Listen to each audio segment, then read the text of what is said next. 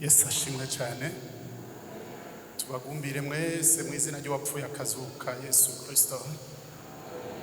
Tunezerewe kuri uno mugoroba ko Imana itwongeye umunsi ugira gatatu turi mu cigwa cacu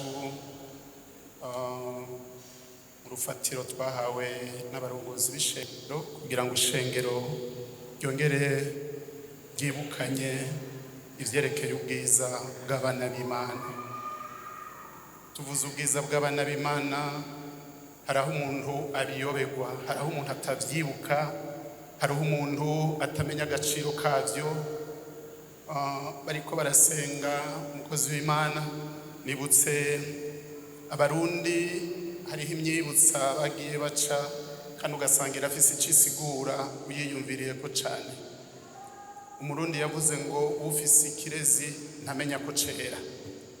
Barabigenzuye basanga haraho umuntu aba afise ikintu c'igiciro, umuntu afise ikintu ciza gose, iyo akigifise aratamenya igiciro cacu. Mugabo gitakaye ni ucubona ico cari kimaze. Abamaze gutakaza ibintu bari bafise, ibintu bari bakunda, murazi ingene umuntu abuze ico yari afise bibabaza cane kandi ugacumenya agaciro kavyo.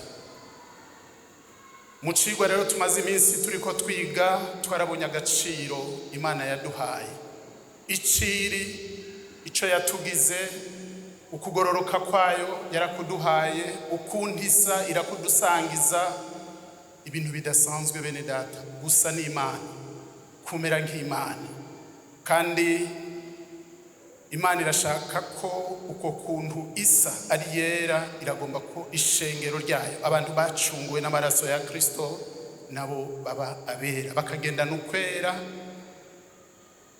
Iyo bavuze bakavuga nk'abantu bagiriwe imbabazi, abantu bacunguwe, abantu bafise igiciro Imana yabagize. Icigwa turiko twiga rero ku munsi wacu ugira gatatu ni ubwiza bw'abana b'Imana. Umunsi wa mbere twaravuze ivyo twize bwari ubwiza bw'Imana ubwayo. Umunsi ugira kabiri, umunsi wonyene turiga n'ubwiza bw'abantu bw'Imana yaduhaye bivuye ku bugombe bwayo. Uwo munsi ivyo bibiri twagiye tubikoreye rimwe. Hanyuma umunsi wa mbere twigiye ibintu bibiri carimwe. Umunsi wa mbere twize bibiri carimwe, mugira kabiri twiga ukononekara kw'abantu mu bihe bitandukanye. Aha niho twagiye twize ubuherutse kononekara kw'abantu mu bihe bitandukanye, aho mu kurangiza kino cigwa ca kabiri twagiye tuvuze ku bijanye n'ingene Mose yagaragaye ari umuntu yabonetse nk'umurongozi mwiza, aho Imana yari isabye kugira ngo aberarare gatonyi, Imana itikize canke ikureho abantu bari bamaze kononekara mu gihe bariko basenga ikigirwamana, mbere bavuga ngo nico cabakuye mu gihugu ca Egiputa. Kandi Imana ibwiye Mose ati manuka urabe ba bantu ingene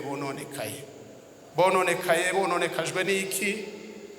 Vyabananiye kwihangana no kumenya ko guteba kwa Mose gusenga yari neza yabo, kuko Imana yari igomba kubaha ibizobafasha mu kubarongora. Mugabo mu kanya gatonyi baba baragondoje Aroni kubacurira ikimasa, aho twabonye ingene Aroni yababwiye ati zana ivyo mwambaye imigufu. Bari bambaye amahereni, bari bambaye ibintu vy'udusharizo twose, abamama n'abigeme barabizana bacuriramwo ikigirwamana. Kandi amaze gucura ikigirwamana, Imana iri hejuru mw'ijuru yari kivugana nawe, imubwira ati manuka urabe ba bantu bamaze kononekara. Ibi twabivuze mu mvo yo kuvuga ko hari ibintu abantu bahitana bakibagira Imana yabakuye aho yabakuye, ugasanga bariko bitwikiriza ibindi bidakenewe.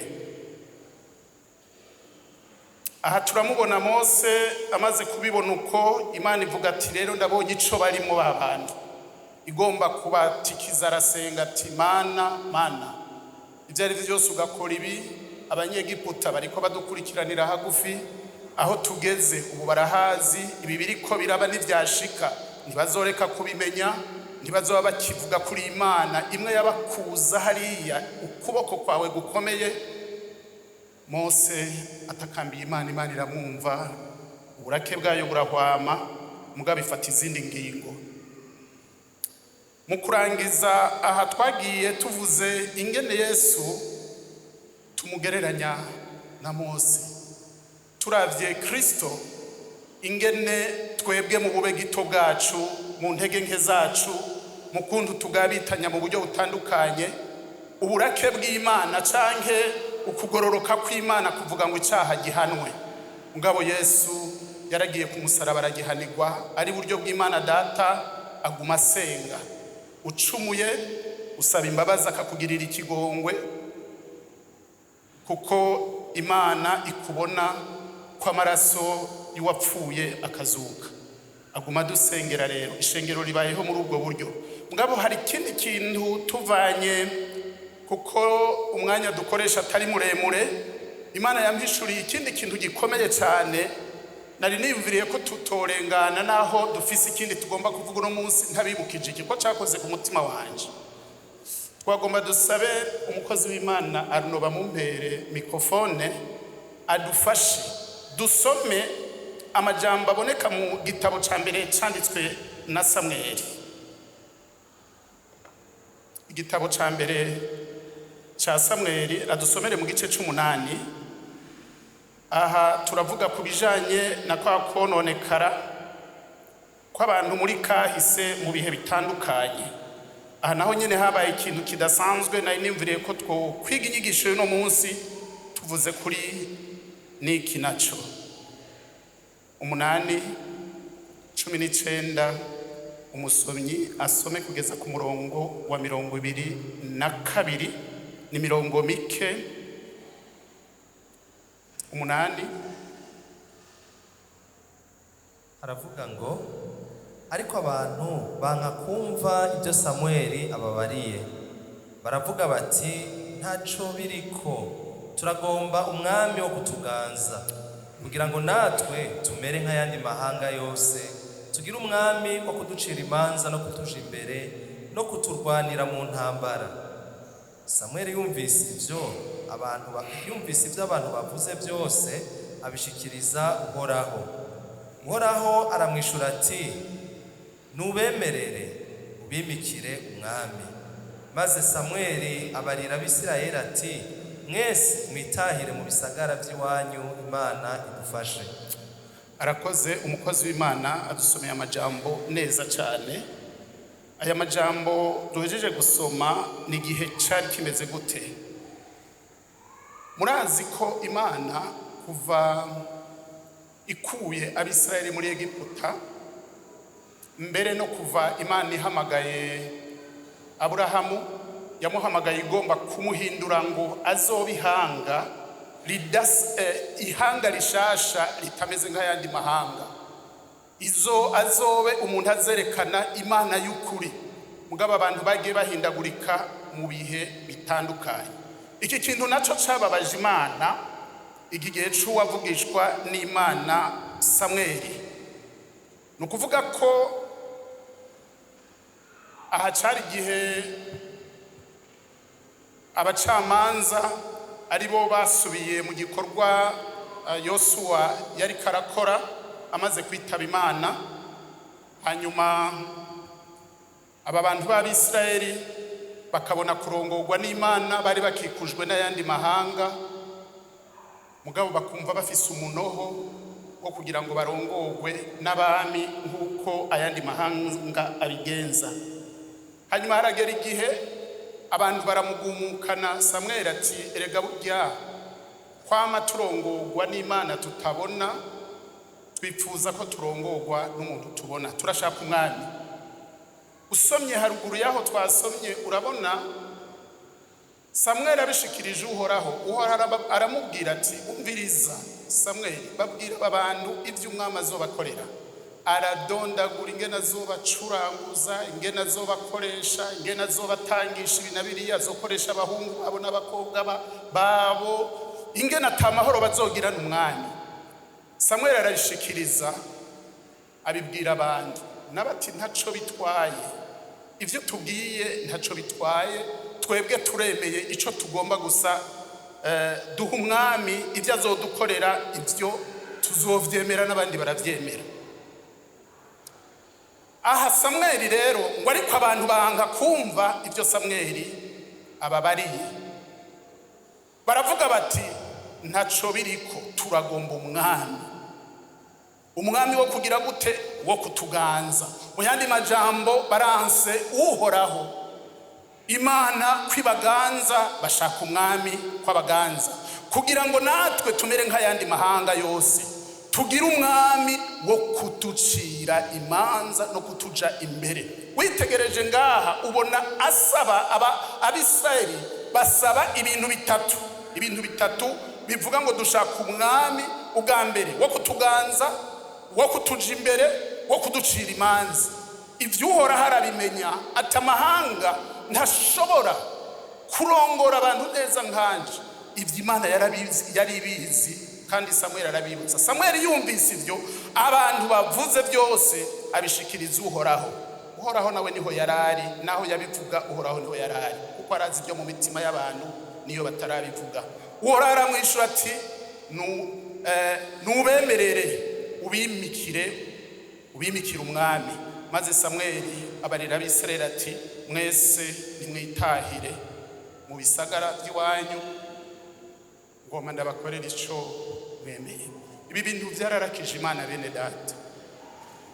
Abantu barongorwa n'Imana, bagacibwa imanza n'Imana, bakagwanirirwa n'Imana, bashaka ngo ivyo bikorwe n'umwami. Usanga ubuzima bwacu bwa misi yose abantu muravya amarushwa, abantu bagowe, abantu bahangayitse, ivyo bihari kuko ubwami bwahereye aho nyene. Abantu bose bagenda barongorwa n'abami, mugabe ivy'abami bakora, abami bo mwisi yose. Ntiwibaze ngo barashobora guha umutekano abo barongoye, ntiwibaze ngo barashobora gucira imanza abantu uko Imana yobikora, ntiwibaze ngo barashobora kuba abagize gute, abantu bagize gute, bashobora kurongora abantu mu bugororotsi. Uko niko abantu babihisemo, kandi nuko bimeze. Imanza zigororotse nta handi ziboneka atari kuhoraho.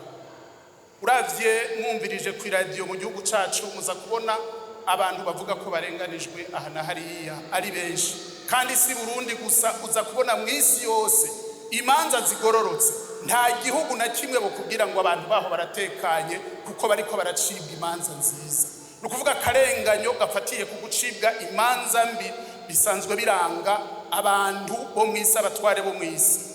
Kandi uburongozi bwiza abantu baragerageza, ukumva ati igihugu kanaka byopfuma, mugabo biragoye ko haboneka uburongozi bwiza buvuyemwo uhoraho. Icanyuma niki byitwa ngo bazobatangisha ibintu by'ibiturire. Ibiturire nivyo bintu bigisirije kwisi nzima, abantu barya ibiturire, mugabo Imana n'umucamanza agororotse. Ibi rero byarababaje uhoraho, ati bahereze.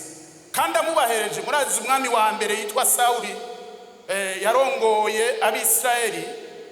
Uyu muntu murazi ingene yabaye n'ivyamuherukiye, mugabo abisirayeli bategerezwa kunwa kuko ari bo babihisemo. Aha ico Imana yanyigishije niki kuri iki? Murazi ubutware bwose burahari, mugabo bene data nta butware buzoba bwiza uretse ubwo ijambo ry'Imana ritubwira ko Kristo ku ngoma yiwe ni hatawe uzokwitsa umutima. Kristo ku ngoma yiwe niwe mutware atazotwaza amanyama n'umukazo, niwe mutware azi mu mitima y'abantu, atawuzorenganya uwundi ngo areke kubibwirwa, ngo areke kubimenyeshwa ivyo yakoze no kubihanirwa. Ni ku ngoma ya Mesiya abantu bazoba bishira bakizana. Icompa umuntu wese akipfuza akagira iyo nyota yo kuba mu bwami butazorenganya.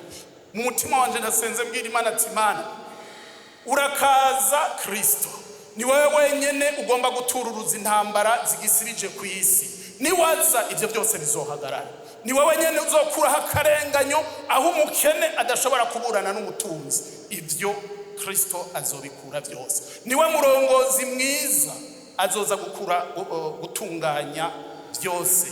Navuze nti turi ngaha duhaye twiga rero icigwa kivuga ngo ubwiza bw'abana b'Imana. N'ubu tuguma dusenga ngo Imana ifashe itabare ubwo bwiza bw'abana b'Imana kugira ngo bamenye igiciro cico umuntu wese Imana yamugize biciye muri Kristo Yesu. Uyu munsi nagomba ngo tuvuge iki? Uyu munsi icigwa c'uno munsi kivuga ngo ukononekara kw'abantu mu gihe c'ishengero rya Kristo. Ukononekara kw'abakristo, ukononekara kw'abantu bitwa abantu bakijijwe. Naho tutagira igipimo ngo umuntu amenya tuwakijijwe ninde, mugabo umuntu wese yinjira mu ishengero turashobora kwikeka, turashobora kuvyibaza uyu muntu uko agira umwanya wo kuza kumviriza ijambo ry'Imana. Imana ishimwe ntameze nk'abandi, kuko Bibiliya imbwira ngo kwegera umuntu yumvirize kuraruta gutanga ibimazi by'abantu b'abanyakibi. Kuza kwawe ngaha ndumva bimpa icizigiro, birampa kumva ndakunezerererwa, kuko abandi ntibaje muri iki kibanza. Biravuga ngo abo turi kumwe ngaha intambuko kuba ushobora kuza ngaha bimbwira ngo uri umuntu w'Imana canke mbere umwana w'Imana. Ariko mugiye kuraba rero shengero rya Kristo ingene ririko rirononekara, abantu wamenga n'abantu b'Imana wamengo nibo bari bakwiye gutwara umuco n'ubwiza bw'Imana, ugasanga ingene bariko bononekara, uraza kubona ari ibintu bibabaje cyane. Ubwiza bw'Imana cyane cyane mu gihe cy'ishengero rya Kristo. Ishengero ni iki? Ishengero ryatanguye ryari? Kugira ngo haboneke ishengero rya Kristo byatanguye ryari? Hariho abantu b'abasomyi ba Bibiliya ashobora kuvuga ati kuva mu isezerano rishasha Yesu avutse isezerano rishasha ryari ritanguye, ariko ntabwo ari byo. Uravye Bibiliya mu gice ca 2 c'ibyakozwe n'intumwa, Bibiliya irakwereka ishengero ko ryavutse ku munsi wa Pentekote.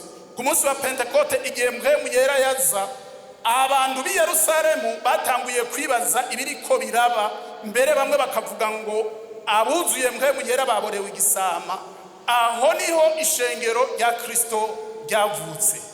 Ishengero uhereye mu byakozwe n'intumwa ukagenda urasoma ukaraba umuvuduko, abantu babonye Imana gushasha, abantu batarongorwa n'umuntu mugabo barongorwa na mpwemu yera, abaha ubushobozi bwo gushinga intahe.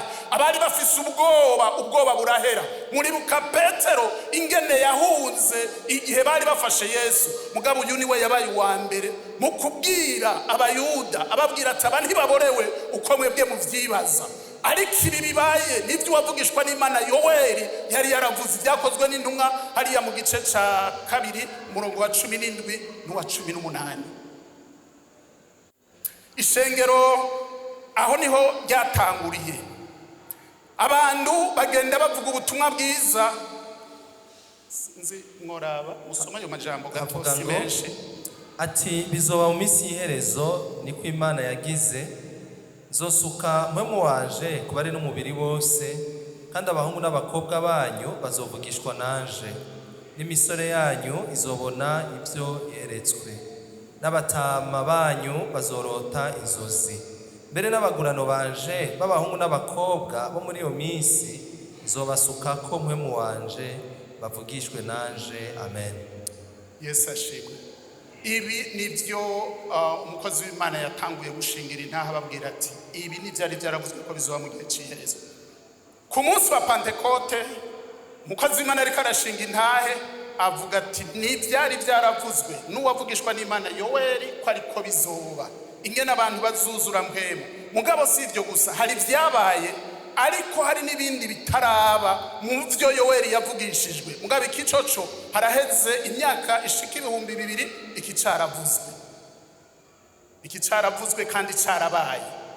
Aha turabona umuvuduko w'abantu bahaye berekana ukwera kw'Imana. Rero batigirira imbabazi niyo byasaba gupfa. Kandi turaza kubona uburyarya bw'abantu bishushanya bagomba gusa nabo buzuye mpwemu yera, nabo bakagomba ngo baje muri bo. Utwumiza n'ibimenyetso byakorwa n'intumwa, abantu bavyitegereje aterega kuja muri urya mugwi, ivyo bari vyiza. Usomye mu gitabo c'ibyakozwe n'intumwa 5:1, aho ni hampande yaho 5:1 gushika ku 11, uza kubona ingene abizera bamaze gutangura gusangirira hamwe.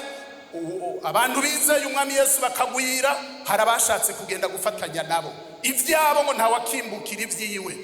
Urabona uwitwa Ananiya na Safira hajya kuri 5 umurongo wa mbere kugeza ku murongo wa 11, uraza kubona nabo bagomba kwigira abizera ngo basangire ivyabo n'intumwa.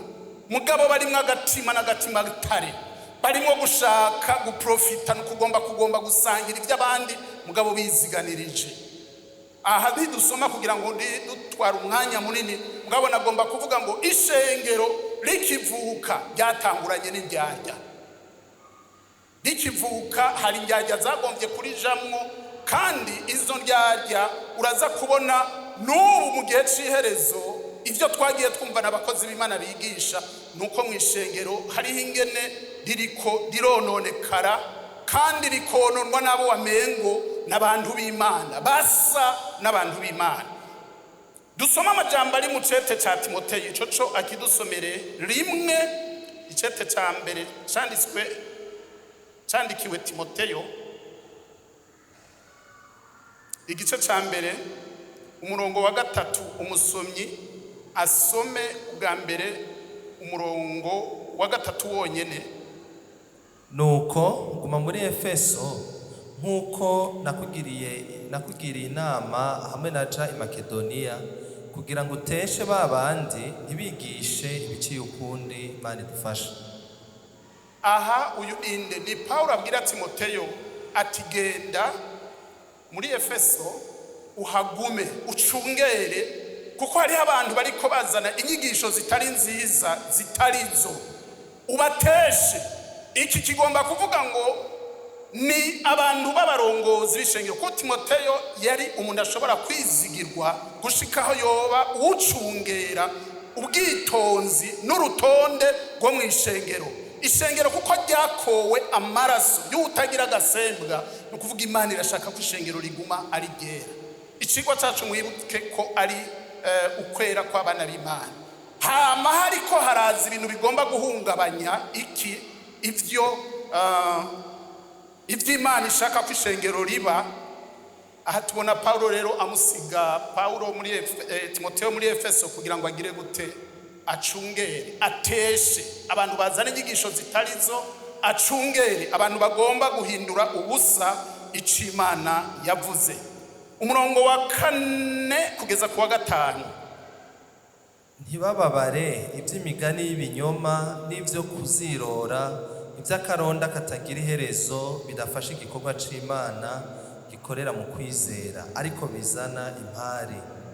Ariko inyanduruko yo kwigisha kwacu kugira ngo bagire urukundo ruva mu mutima utanduye, utari mwijwi ribagiriza ikibi, no kukwizera utari kuburyarya. Amen.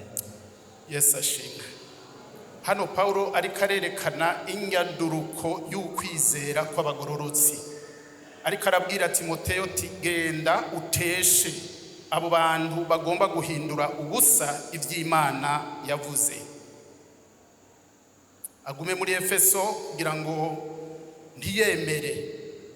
ntiyemere ko bagira ibintu nk'ivyo. Ku murongo wa 4 havuga ngo ntibababare ivy'imigani y'ibinyoma n'ivyo kuzirora ivy'akaronda katagira iherezo, bidafasha igikorwa c'Imana gikorera mu kwizera, ariko bizana impari. Umurongo wa 5 wavuze ngo ariko inyanduruko, impamvu inyanduruko yo kwigisha kwacu no kugira ngo bagire urukundo ruva ku mutima utanduye. Abantu bagire ukwizera, bagire urukundo ruva ku mutima utanduye. utari mwijwi ribagiriza ikibi no kwizera kutari ukuryarya. Nababwiye hariya mu byakozwe n'intumwa uraza kubona uburyarya bwatanguranye n'umuzo wa mpwemu yera, abantu bakagomba kwigira abantu b'Imana ataribo. Twarababonye ingaruka bagize Ananiya na Safira bagombye kwigira abahinga, bakagomba kuja mu bandi bazanye igice c'ibyo bagurishije. Mwarabonye iherezo ryabo. Petero arabwira Ananiya ati, wa mugabo, ibi bintu wagurishije bikiri ukibifise ntivyari gwawe, none ni kuki ugomba kuza guhenda mpwemu yera? Akimubwiye gucyo mu kanya gatonyi umugabo yaraguye. Abahungu b'inkomezi baba barajanye guhamba, mugabo mu kanya umugore nawe barashitse, nawe nyene aza afise inama nk'iyo bagiye n'umugabo, nawe araza avuga ati nje kugira ngo nifatanye n'abandi. Petero ati, mbega ivyo mwari mwagurishije n'ivyo nyene? Ati, nukuri kw'Imana, nukuri n'ivyo nyene. Ati, nukuri kw'Imana washize. Umugore agwa hasi, kozi bo banamubwiye ati, abavuye guhamba umugabo wawe nawe barakujana nta kabuza, abaragiye. Bigomba kuvuga ngo kuryarya, umuntu yoryarya umuntu ntiyoryarya mpwemu yera. Umuntu yoryarya umuntu ntiyoryarya Imana yo mwijuru. Nico gituma muri aya majambo dusomye havuga ngo ari kwinyanduruko yo kwigisha kwacu nukugira ngo bagira urukundo ruva mu mutima utanduye. Ico ni cambere. Kabiri, utari mwijwi ribagiriza ikibi no kwizera kutari ukuburyarya. Aha hariho ukwizera k'uburyarya, aho umuntu akubwira ati jewe ndizeye, wamubwira ati none ivyo ukora ubona bijanye n'ivyo abizera, ngo ugomba uncira urubanza. Hari abantu batinya urubanza, mugabo uwuzoruca wazoruca. Abakristo uri kuramuhanura kuri iki na kiriya akubwira ngo none ubwo muncira urubanza, jewe ndazinanye n'Imana yanje mu mutima wanje. Mugabo iyo Mana uvuga kuzi mu mutima wawe, ivyanditswe nuko bivuga. Mbega umutima ni ukizwa, umubiri wo ntukenewe kukizwa. Ivyamuza bikenewe kugira ngo vyerekane ko umuntu yakijijwe, si ivyo umuntu akora. Reka ndababwire ko hari abigisha b'ibinyoma bariko barigisha abantu kwitwara uko bagomba, kwifata uko bagomba, kurya uko bagomba, kunywa uko bagomba, kwambara uko bagomba, bakakugira ngo Imana iraba mu mutima. Uwo mutima nawo nta kimurikisho dufise cyo kuwumurika. Nta umenye biri imbere mu mutima yarakijijwe canke ntiyakijijwe, ibyo nibanga ry'Imana. Mugabe biri inyuma ku rukoba, biri inyuma umuntu akora, ibyo biratwereka tuyu yarakijijwe canke ntiyakijijwe. Kuko ivyamwa vyama abakijijwe Bibiliya iravyerekana. Reka dusome amajambo make ari mu cete ca kabiri Paulo yandikiye abi Korinto mu gice c'indwi umurongo wa mbere. Mwumve, erega twebwe dukijijwe, hari abandi batwitangiye. Murumva kuva umuzo wa Pentekote ingana abakozi b'Imana bakoze, bagiye barahererekanya, abo baheze igikorwa cabo bataha, ubu natwe nitwe tuhari. Indwi icete ca kabiri Paulo yandikiye ari Korinto igice c'indwi umurongo wa mbere. Nuko bakundwa, ko dufise ivyo vyasezeranywe, twiyuhagira ubuhumane bwose bwo ku mubiri n'ubw'umutima, kubabera tugushikishe kubaha Imana. Amen. Hallelujah. Twumvise ngo kubabera tugushikishe kugira gute? Twiyambura iki? Ubuhumane bwose bwo mu buryo bw'impwemu no mu buryo bw'umubiri. Hari ubuhumane bwo mu mutima. Ubwo buhumane, iyo umuntu ahumanutse agahumanurwa n'amaraso ya Kristo, ijuru riramwemera, ijuru riramwandika, izina ryiwe rikandikwa mu gitabo c'ubugingo. Haba hasigaye ivyamuza, ivyo yahora akora mu buryo bw'umubiri, navyo nyene uyo arakenewe ko abihumanukako. Hari ubuhumane bwo mu buryo bw'umutima, hakaba n'ubuhumane bwo mu buryo bw'umubiri. Icete ca mbere Paulo yandikiye abi Tesalonike mu cete ca mbere ciwe 5:23 haravuga ngo, kandi Imana nyina amahoro iba ariyo ibeza rwose, kandi impwemu yayo n'ubugingo n'umubiri byose hamwe bizigamwe ngo bize bisangwe bitagira umugayo aho umwami wacu Yesu Kristo azozira. Amen. Hallelujah. Kandi mpwemu kandi Imana nyene amahoro iba arigira gute? Ibeza rwose. Kandi mpwemu yanyu n'ubugingo n'umubiri byose hamwe bizigamwe ngo bize bisangwe bitagira umugayo aho umwami Yesu azozira. Tuvuga iki? Mu buryo bw'impwemu, mu buryo bwo mu mutima, Imana irashobora kuraba umuntu wese ikagira iby'imugayako. Ico jewe ntobona, ico na mugenzi wawe muri kumwe atobona. Mugabo avuze ngo n'ubugingo, ubugingo murazi ikibugize, sinzi abandi bavuga ngo n'umushaha, sinzi. Nukuvuga ngo ni ibintu bigize ivyiyumviro by'umuntu, ivy'umuntu akunda, ibigumbagumba vyiwe, uraza kubona uwo muntu ivyo birashobora kononekara. Hari abantu usanga barononekaye mu vyiyumviro, usanga yarononekaye mu mutima, ivyo jewe ntobona. Mugabo ugasanga nta na rimwe yigera yiyumvira ibyiza na rimwe mu buzima bwiwe. Aho ubwo buryo ico gice kiba carononekaye, kiba carapfuye. Mugabo ikindi gishobora kuba coco kitanyegezwa ni n'umubiri bizigamwe ngo bizosangwe bitagira agasembe. Mu buryo abantu babaho mu vy'umuntu agize umubiri, nukuvuga ivyarya, ivyanwa, ivyo yambara, ivyo avuga, ivyo byose n'ibintu biva mu mutima, akanwa kakabivuga.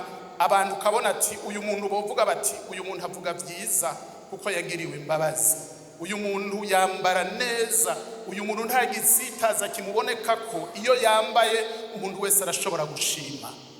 Aha niko Paulo yariko avuga ati mpwemu n'ubugingo n'umubiri bizigamwe bizosangwe bitagira gasembwa umwami Yesu ahazongira gute? Ahazozira.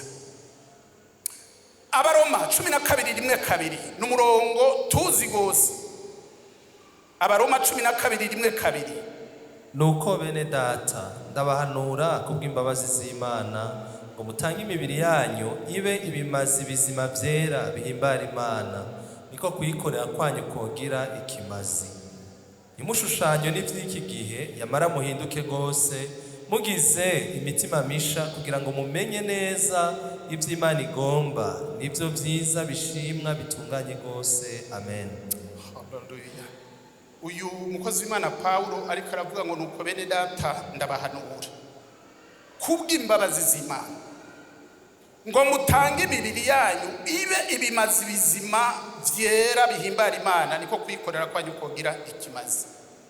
Hari abantu bakorera Imana mugabo umuntu aravye ingene uwo muntu umubiri wiwe utwara, ingene awugira, ukabona ko ivyo bintu usivye Imana yo mu ijuru izi vyo mu mutima ikabona n'ivy'umubiri.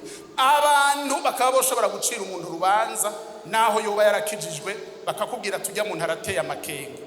Mugabo Paulo avuga ati mutange imibiri yanyu ibi bimazi vyera bihimbara Imana, niko kuyikorera kwanyu kogira ikimazi. Kabiri ngo ntimushushanywe n'ivy'iki gihe. Ibihe bitandukanye byose biragira ibi biranga, biragira ivyiza vy'igihe, hakaba n'ibibi vyo muri ico gihe. Ndibuka muri kahise kumbure ingene abantu babaho uno munsi siko babaho. Abantu bakera bari bafise ingene babaho, ariko uno munsi abantu bafise ingene babaho. Kandi ubu nyene uno munsi hari ibishimwa n'abantu, hariho n'ibitsitaza abantu. Uno munsi hari umuntu ashobora kwambara, hari umuntu ashobora kuvuga, hari umuntu ashobora kurya, umuntu amwitegereje akavuga ati oya, uyu muntu biragoye kumva ko ari umuntu w'Imana. Hari abandi bantu bacanira imanza iyo bari imbere y'amasahani, iyo batumiwe ku minsi mikuru. Kurya ni byiza, mugabo hari abantu ashobora gucibwa urubanza bimuvuye ko wenyene abariko baramuraba atoya. Kandi iyo abaye umuntu w'Imana aho wumva biba bitugishije igikorwa c'Imana. Gufungura ni byiza, byateguwe ngo abantu bafungure, mugabo umuntu ashobora kwarura ibyo kurya amasubage tukabona agenda arekereye agenda arakoroka, sibyo? Ibyo bintu n'umuntu abyitegereje ntabwo bitera iteka uwo muntu ariko arabikora. Kandi kibabaje hari aho usanga ari ico bita umunoho mu ntunge, ugasanga yabyaruye gutyo mugabo bigaca bimunanira no kurya ngo arangitse. Ukazibona aha yarondera ngo nta bana baba bari ngaha kugira ngo bayibaye. Abana nibo bagutumye mu vyaro, nta bana bariho. Ivyo ni ibintu bidaha umuntu iteka, ni ibintu bigaragara umuntu ashobora gucira urubanza, mugabo ngo ntimushushanywe n'ivy'iki gihe. Jewe nabonye hari abantu mu bintu by'iki gihe, hari abantu bigira abagabo no mu kugomba gukora ibintu by'utwumiza. Nabonye umugabo umwe ahandi agomba kwerekana ko ari umunyamafaranga. Inkoko murazi abantu batazoroye kugura inkoko no munsi ntibyoroshe. Umuntu aguze inkoko nukuri Imana iba yaramuhezanye atariyo yoroye. Uwo mugabo rero akagenda ahantu ku kabare akagura inkoko kugira ngo akore ibitangaza gusa, agaca arya amagufa, imisoso yose akaza aratayigaguza. Akarya amagufa nukuvuga ngo imisoso yose agatagaguza hirya. Ugaca wibaza none uyu muntu ariko arahamura iki? Uyu muntu ariko arakora iki? Agomba kwerekana abantu bwa mbere babanze bamuvugeko atuyuwe nibiki. Nukuvuga ngo jewe ibyo kurya imisoso narabirenganye, ubu sigaye niriro tugufu. Bintu bibabaje gose, mugabo ivyo babikora bafise impamvu yo kugomba kwiyerekana, yo kugomba ngo abantu bagira ico babavuzeko, ngo ntimushushanywe n'ivy'iki gihe, yamara muhinduke rwose mugize imitima misha kugira ngo mumenye neza ivy'Imana igomba nivyo vyiza bishimwa bitunganye rwose. Bene data, biradukeneye ko tuba abantu bari abikimazi bashimwa n'Imana bagashimwa n'abantu, tudakoreshwa ibintu no kugira ngo dusamaze abandi. Burya hari abantu bari intumwa za shetani agomba kugira ibintu ngo abandi basigare barahazana, ngo uyo nuwahe, uyo ninde. Harimo n'aba barya amagufa imisoso bariko barayita, mugabo hari n'abatagira ivyo bakagira ibindi.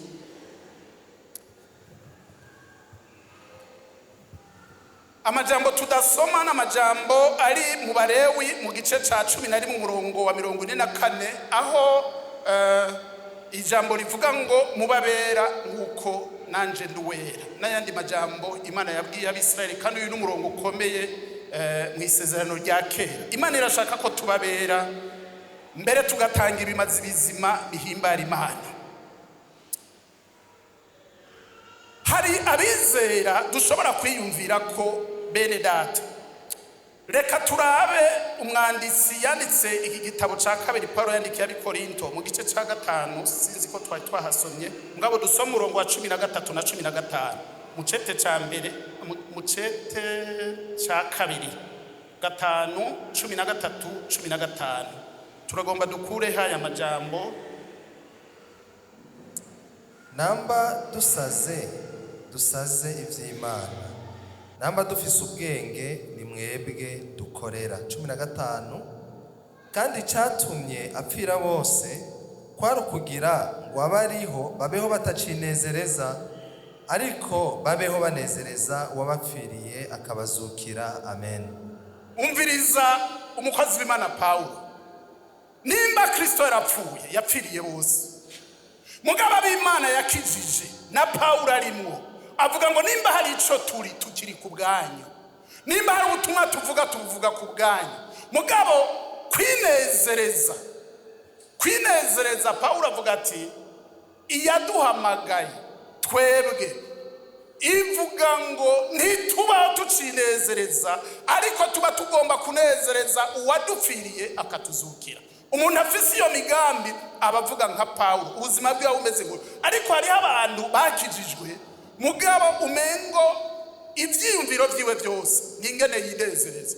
Ivyo yinezerezamo naho byo babaza abandi mafu, kandi agomba kwitwa umukozi w'Imana. Mugabo iyumvire Paulo ageze kuri uru rugero ngo we n'abandi bizera, abantu bahamagawe uko Imana igomba, abantu Kristo yapfiriye akazukira, nuko babaho batacinezereza ariko banezereza uwabapfiriye akabazukira. Iyo migambi uri nayo ngiyo umukozi w'Imana Paulo.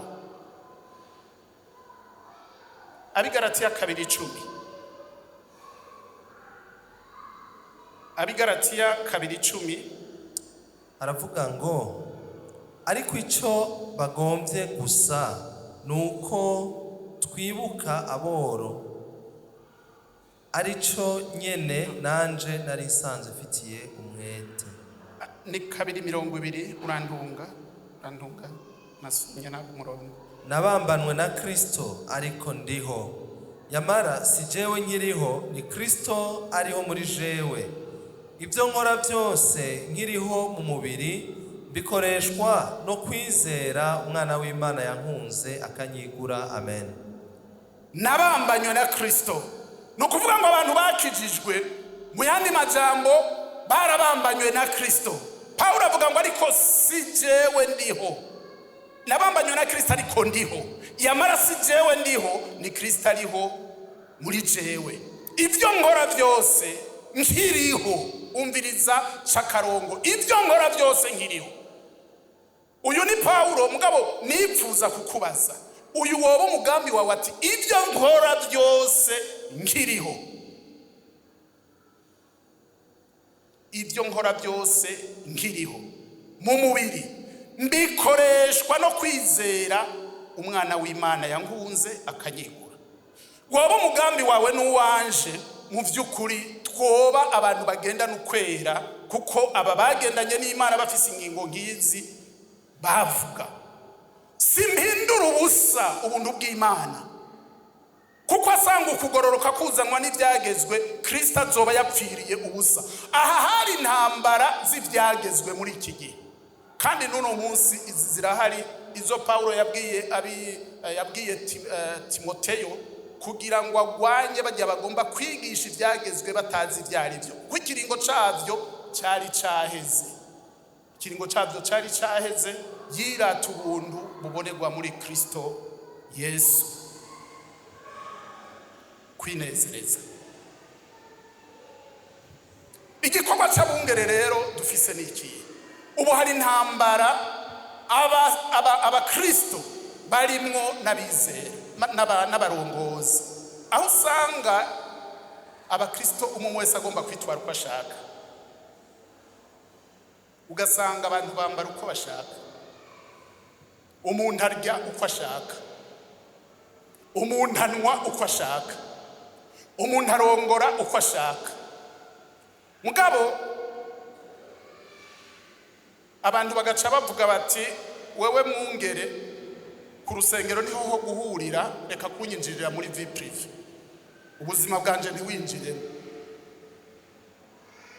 Mugabo mwibuke umutwe w'ishengero ko ari Kristo, niwe yaripfiriye akarizukira. Nimbura umwana w'Imana ukabura umuntu agomba kwitwara uko ushaka, uburongozi ntibugire ico bukuvuga ko, bivuga ngo urafise ikibazo. Ni nk'abantu usanga barakijijwe, mugabo ugasanga nta n'ishengero bagira, ashaka kuba umuntu yinjirira gusa akagira control. Abakristo be nabo baragwiriye, mugabo mvuge role cyangwa igikorwa cy'abazezwa shengero.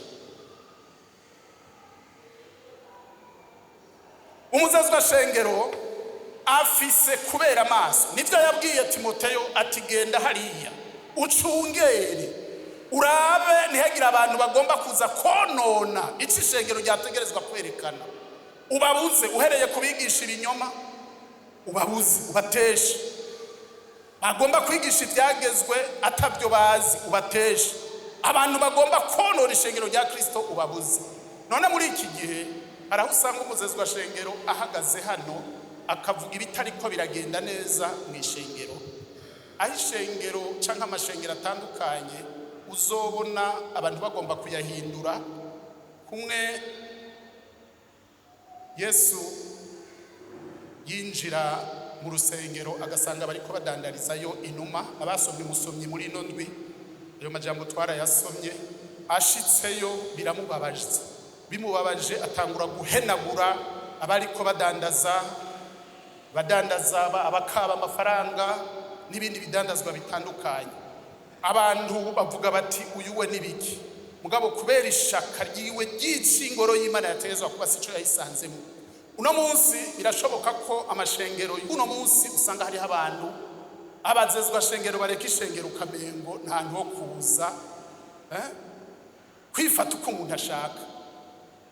Abantu binjira uko abantu bashaka, abantu bambaye uko abantu bashaka, bakaza nk'abantu baje kugerageza abandi. Ubu hariho ikibazo cy'ikintu cyitwa inyambaro. Mwarumvise umukozi w'Imana Joseph aho yigisha ibizoba biranga igihe cy'iherezo, ingene hazoba hari abantu bononekaye mu ngeso zabo. Ivyo none ingeso z'abantu n'ivyahe. Abagabo barafise ibikwega ukwipfuza kwabo naho batari bakuza. Iyo rero bagukweze ukazibona umuntu arayadasinziriye abitewe n'uwakabuye ibintu biciye ku maso yaravye, ivyo ukabisanga hanze ugaca usanga no mu ishengero rigomba vyinjira. Kindi gihe naratangaye nsanze ishengero kanaka kwa rutari ngaha hari abakobwa bambaye amapantaro, ugasanga bambaye amakora, hanyuma ukabona bariko baraduza ibiganza amaso barerembutsa, hanyuma ugaca wibaza ibi bintu ujya muntu yagiye kuri ekara. Abantu bose bariko bararaba, aho harimwo abahungu bakiri batoya, aho harimwo abasore bageze mu bigero, hanyuma ukazibona umukobwa murazi utu dupantaro bambara tw'amakora, burya n'umuntu aba yambaye ubusa bufutse. Gusa ico ndiko ndabona murazora aba bose bambara ivyirabura, mugabo hajya hawa yaja toshe kabado. Ejo bazotwambarira ivyera navyo ikora zera, siko zimeze kujya kwintuzenye kw'amasashi. Uwundi munsi hari uwo nabibonye ibisimaye mvuga ibintu byo gushikuza, gaca mvuga nti mbega ibintu uko bimeze uko bimeze bibazwe nde? Uwo ntiyari mu ishengero siho nabibonye, mugabo navuga nti mbega ibi bintu ntidukwiye gusengera abadutegeka abadutwara, hakaba amamezire ingingo zifasha kugira ngo abantu bareke kononekara. Byari nariko ndakurikirana ikiganiro cari ndero, bariko bagomba guhindura, bariko bararaba ingene abana bacu bari ku mashuri bariko bononekara. Ugasanga ku mashuri abantu barabaretse bakambara uko bashaka, mbere abantu bashaka kwidegemvya aranasaba abavyeyi biwe ngo jewe singomba kuja muri leta, ngo ngomba kwigira muri prive. Kumbure muri leta baracafise ico bita rige, no kuvuga ngo baracafise umukazo mutonye, mugabo akakubwira ngo ngomba kwigira iyo ngomba, akava muhira yambaye ama uniforme, mugabo mu ishakoshi harimwo akandi gahuzu gateso kagapantaro nyene bugezweho. Afa kugenda inyota yiwe si wabona arahejeje kwiga kugira ngo aca ahantu akura ivyo uniforme bivuga ko ari umunyeshuri amashire mwako ako gapantaro. Avuyeyo rero agacaza no muhira, abavyeyi bamubaza ngo wowe uvuye he? Twari muri siporo yo kuva ku wa mbere gushika ku munsi wa gatanu. Hari umunoho wo kwambara nabi abantu ngo bononekane. Nariko ndavuga ikiganiro cagizwe n'abashinzwe indero y'igihugu, icavuzwe ku radio, bariko bavuga bati abasanzwe bashinzwe indero y'abana, abana bacu abasanzwe ari Burundi bw'uno munsi n'ubwejo nibagarukire indero y'abana. Aho bavuga bati ivyo bintu nibihagarare, mbere basaba ngo nibagwiza ama interna, ivyo bintu byo kuva ku ishuri ugaca wigirisha ngo uvuye muri siporo, ivyo bintu bihagarare. Abantu bari muri interna bafise babakurikirana, naho ububi butobura ugabuza gusanga bafise discipline. Mbere umushikiranganje ariko aravuga yavuze ati muri uyu mwaka, mu mwaka w'indwi abatazoja muri ajya amashure d'excellence bazoca abafise amanota kwiye bose mu ma interna, kuko indero yononekaye. Kandi iyo ndero yononekara kubera iki? Ivyo bintu babibona mu nzira, ivyo bintu babibona muhira, hari n'abavyeyi bavyambara gutyo. Undi munsi nariko nganira n'umuntu ambwira ati mukozi w'Imana, mwebwe turabemera, turashima ingene mwigisha n'ingene mukorera Imana, none ko abantu banyu umengo ni beza bari mu rusengero, mugabo bageze hanze tugasanga nabo nyene bateye ibibazo nk'abandi. Hanyuma ndavuga ni umupasitori ivyo ajejwe kuraba urutondo uko ruhaye rugenda mu rusengero, mugabo muhira ngiye nkamubwira ivyo ndamubwiye nosanga baravyumvikanye n'umugabo naho, hanyuma bakangwa ko ati none waje no kudusanga ngahi wacu, noba nziziki? Reka tuzigisha ukuri kw'Imana hanyuma tunacungerere mu rusengero ko atabiriko bironona. Ndashimira Imana rero kw'indero uhereye kugwaruka rutonyi rw'abanyeshure igihugu kigomba kirijemwo, abana batangure kumenya impuzu z'urupfasoni bari kw'ishure, bari muhira, baje mw'ishengero bamenye ivyambagwa biberanye. Uwundi munsi abantu bariko batanga amashikanwa hano, narabonye abantu, ndavuga nti aba bantu n'abashitsi, uko nabonye baje bambaye nk'uko, nvuga nti ese icompa bakakira umwami Yesu, bitabaye uko aha baje gucuruza ingurube ku musigiti, kuko ntateka batahana. Aha twofuma dusigarana abantu bakenyi, kandi isaha muri urusengero mvuga insengero zose icompa bakagira iyo migambi, abana b'Imana bakaba abantu bacunguwe bera uko Imana yera, nabo bakagenda uko nyene bayimenyekanisha mu buryo bw'imbwemu no mu buryo bw'umubiri. Reka tuvuge iyi kura yo kwambara amapantaro, icomba nayo nyene bakazoyagumako, yaba bo yambara bakayagumako, mugabo hariho abantu baguma bahungabana ibije byose. Ubu rero bavuye no mu mapantaro baroye mu mabutura nayo, sivyo? Sinzi ko ibi bintu muri ko murabibona. Mukozi w'Imana Joseph ati igihe c'iherezo kiriko cerekanwa n'ukononekara kw'ingeso z'abantu.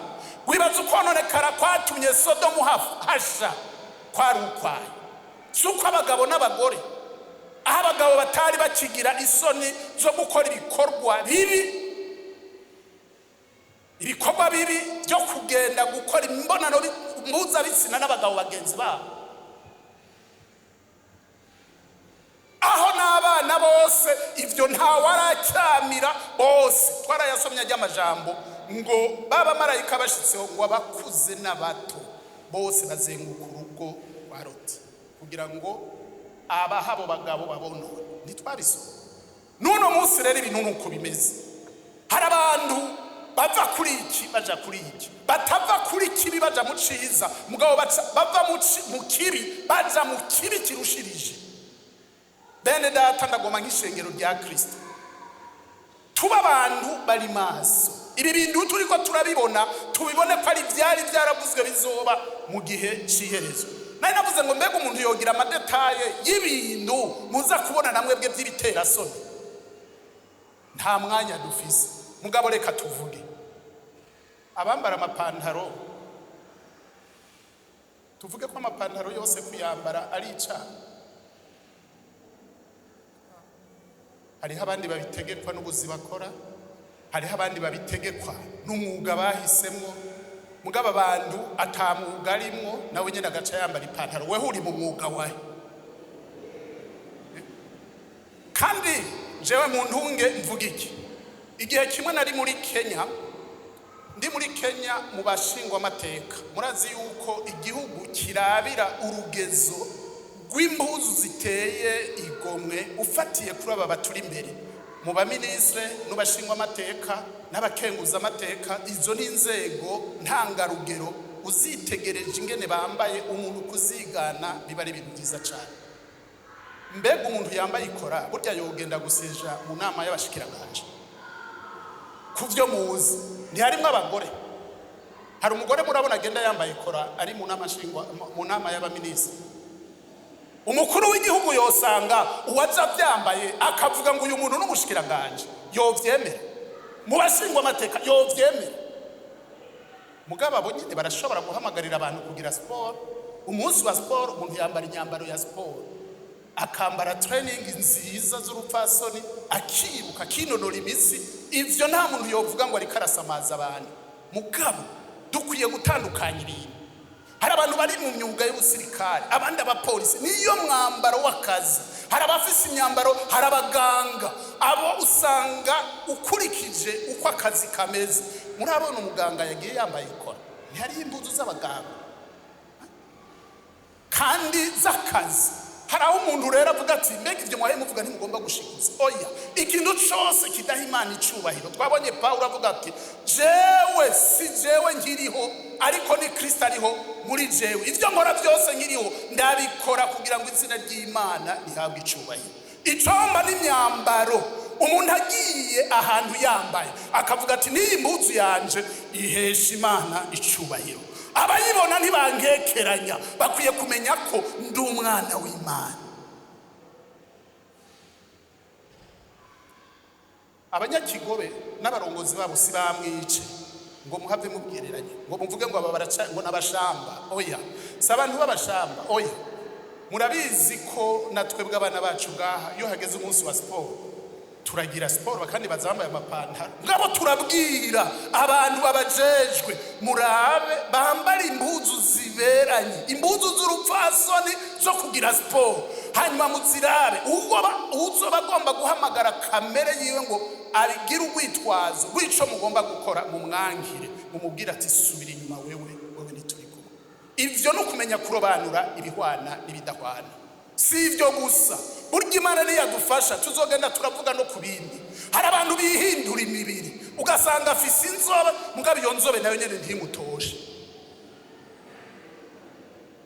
Afise inzobe nuko Imana yamuhaye aragahezagirwa kuba afise inzobe, mugabo niyo nzobe ntimuhaza ukazibona mbega inyuma y'inzobe haza ikindi cyitwa ngo iki.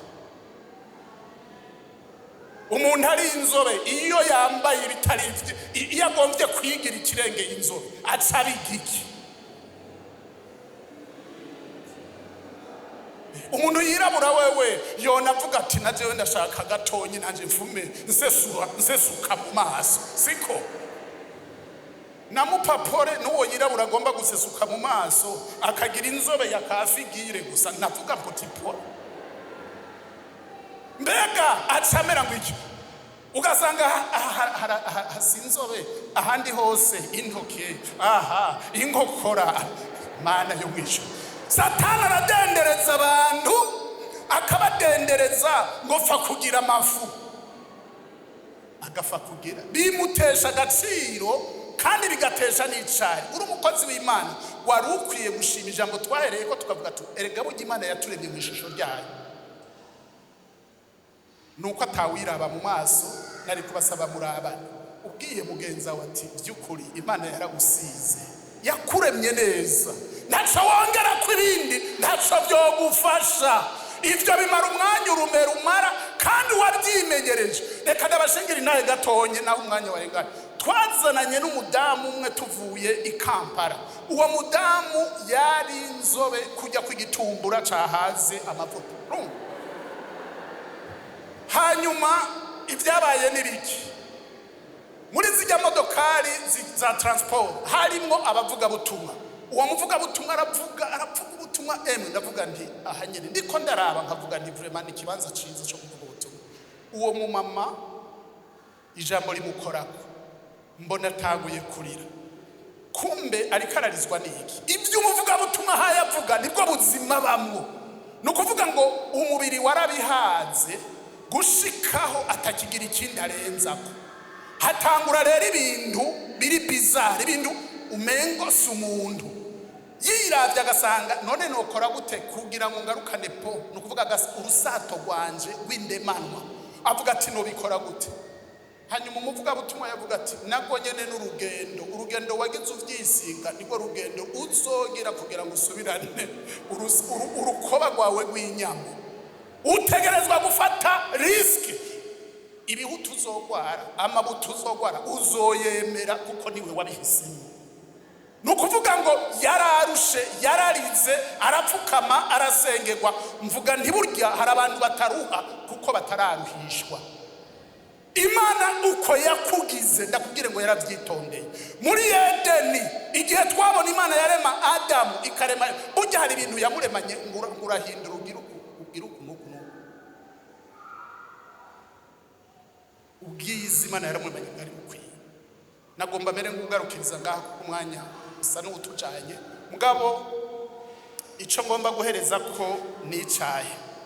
Hari amajambo aboneka mu Bifilipi igice ca 2 umurongo wa 5 kugeza ku 9 duce dusenga Imana. Abifilipi 2:5-9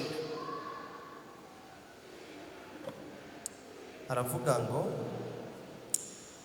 hamwe twari tugipfuye twishwe n'ibicumuro byacu. Abifilipi 2:5-9 aravuga ngo mugire wa mutima muri mwebwe wari muri Kristo Yesu, uwo naho yarasanganwe ishusho y'Imana yiyumviriye yuko kuringanira n'Imana ari ikintu cyo kumirako, ariko yisiga ubusa, yabira ishusho y'umugurano, acika ubusa n'abantu, kandi abonetse afise ishusho nk'iy'umuntu yicisha bugufi, araganduka no gushitsa ku rupfu, kandi urupfu rwo ku musaraba.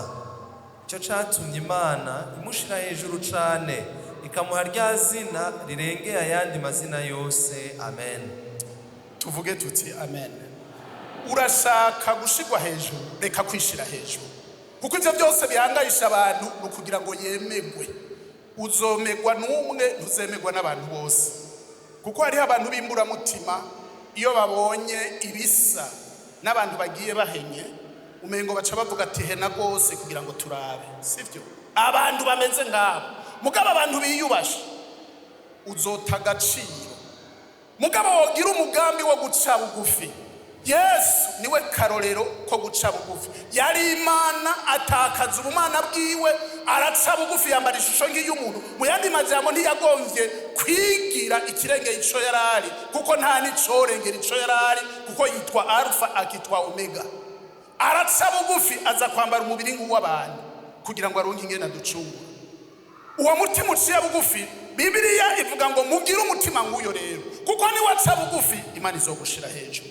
Mugabo ni wishira hejuru uzotituka, abantu bakubonye uri hejuru bakubone wururutse. Yarapfuye urupfu rwo ku musaraba, kandi ubwo yarupfuye kugira ngo aducungure. Uri ngaha navuga ngo ibituma uhindagurika birashoboka kutaramumenya, ngo ugire umutima nk'uwiwe. Guca bugufi no kwemera atahanda umutsindwa byari bigukwereye, byari bigukwiriye, kuko ibyo nivyo bizotuma ushigwa hejuru, nguko Yesu yakoze ico gikorwa agahabwa izina rirengera n'amazina yose. Icompa abantu ntibagushime, mugabo Imana ikagushima.